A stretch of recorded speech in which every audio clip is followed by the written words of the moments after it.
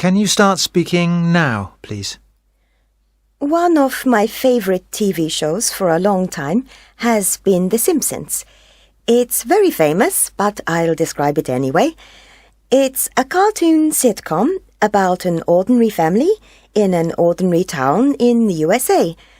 There's a large cast of other characters, and sometimes famous people play themselves. It's been running for more than 20 years, and it's one of the most popular TV programs in the world. I sometimes watch it on regular TV, which is dubbed. At the moment, it's on Sunday evenings. I don't enjoy that so much, partly because I think the dubbed version isn't quite as funny as the original version, and partly because they only show old episodes, and I've seen most of them before. Last year we got satellite TV, and we get a channel which shows the original English version. I much prefer that.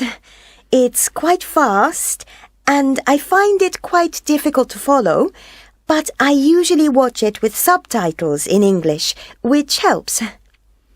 I sometimes record it and watch it again, and the second time I can usually understand it a lot more easily. The reason I like it is simple. It makes me laugh. The humor is very fast, and it seems a little more sophisticated than most sitcoms. There are lots of little extra jokes which are easy to miss, but which you notice the second time you watch it. Some people say it isn't as funny as it used to be, but I disagree. I think it's as good as it's ever been. How much TV do you watch? It depends. In the winter, I watch quite a lot, maybe 15, 20 hours a week. But in the summer, I watch a lot less. I prefer to be outside with my family or friends.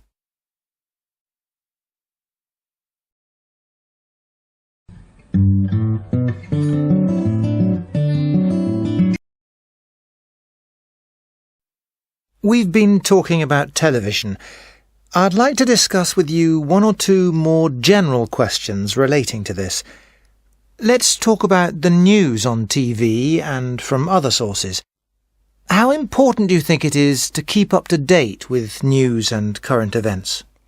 I think it's very important to know what's happening in your country and in the world. Having said that, I don't actually follow the news carefully every day. I think it's essential to keep up to date with major events, but I don't think it's necessary to follow the details of every news story. At least it isn't for me. I just follow the main stories. In your opinion, what's the best source of news? TV, newspapers, the internet, or something else? Well, I mostly watch the news on TV, but I think newspapers are probably the best source. They go into much more detail than TV news, and there's more variety. They cover a much wider range of stories. I'm not sure about the internet for news. It's very convenient to be able to check the news anytime you want, but I'm not sure that all news sites are very good quality. On some of them, there seem to be a lot of stories about celebrities, and not so much about serious topics and events. Let's talk about other types of reporting now. Documentary films for the cinema seldom attract large audiences. Why do you think this is? I suppose they're just not as entertaining as fictional films. They may be exciting for people who have a special interest in the subject, but apart from that, they tend not to have a lot of appeal. On the other hand, a good fictional film can be entertaining for almost everybody. When people go to the cinema, mostly they want to be entertained rather than educated. Some people feel there should be more serious documentaries and dramas on TV and in the cinema.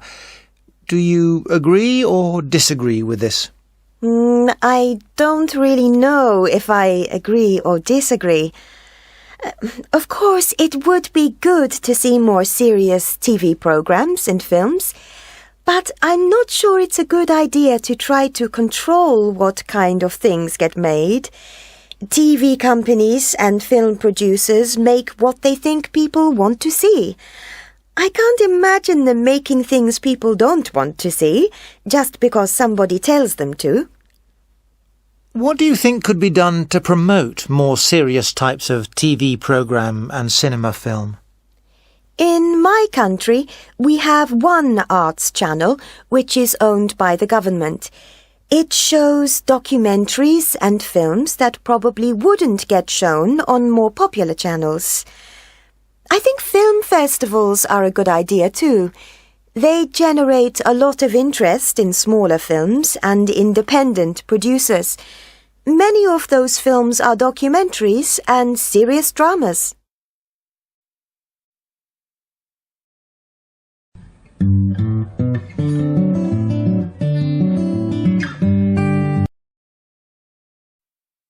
Can you start speaking now, please? Most summers when I was a child, my family went to the same campsite in a family holiday resort, an old fishing village called Puerto Nuevo, on the coast, a couple of hours by car from our home. It wasn't a remarkable place. The beach, which was really big and sandy, I liked very much, but the town itself wasn't beautiful or interesting. And I don't remember there being anything much there apart from a few hotels, restaurants, and self-catering apartments. But I loved those holidays. Usually my parents were quite strict, but on holiday, my sister and I were allowed to do more or less whatever we liked. We had so much fun. Whenever it was sunny, my parents liked to lie on the beach working on their suntans, and my sister, who's 2 years younger than me, and I used to make sandcastles, explore rock pools, and play with other kids who were there. In the evenings, we went back to the campsite, which had a wonderful view out over the sea, and usually had a big barbecue in front of the tent. I have very happy memories of those holidays, and whenever I visit a small beach resort, I remember those times. Would you like to visit this place again? Yes, I would. I haven't been back since the last of those holidays, which was when I was about 15. It would be great to see the place again and find out if it's changed much. What kind of visitor do you think this place suits best? I think it's perfect for families with children who just want a pleasant, relaxing beach holiday and who don't want to spend a lot of money.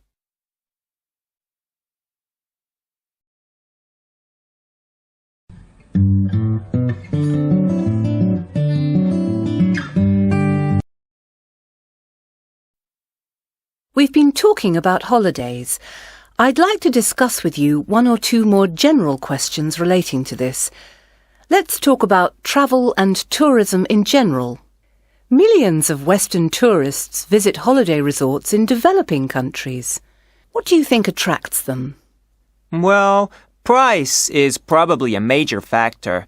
It tends to be cheaper to visit developing countries. For many Western tourists, though, perhaps it's more because they want to have an experience which is really different from their normal lives. They feel they will be able to get that by visiting what seems, to them, an exotic country far away. What difficulties can Western visitors experience in developing countries? Things that they take for granted back home, such as clean water, good roads, and electricity that's always on, may not be available. Another very common problem is getting ill, especially from eating food which has been washed in unclean water. A friend of mine went to India recently. She told me she was there for a month and spent the entire time feeling sick. A third problem is that some areas may be dangerous. Obviously, there are problems with violent crime in almost all countries, but in a very different culture, it can be difficult to judge what kind of situation is potentially dangerous. How can large numbers of Western visitors affect the lives of ordinary people in developing countries? The obvious benefit is that tourism can create jobs and provide money for the local economy, which can then be spent on improving schools, hospitals, etc. The downside is that rich foreign tourists who don't know what things normally cost can cause prices to rise for local people. If you're a pineapple seller, for example, and tourists will buy your pineapples for $5, then why sell them to local people for $1? What do you understand by the phrase responsible tourism? Responsible tourism. I think that means being aware of the effects of tourism on local people. It means you should behave in a way which benefits the local culture, or at least doesn't harm it. What can visitors do to ensure they are responsible tourists? Obviously, it's important to do some research before you go so you know about local problems, like water shortages, for example. Then, when you arrive, it's a good idea to try to spend money with local businesses. For example, eat in locally owned restaurants rather than international chains, that sort of thing. It's also important to respect local customs and behave in a civilized way. Just because you're a long way from home, it doesn't mean you can behave however you like and do whatever you want, regardless of the feelings of local people.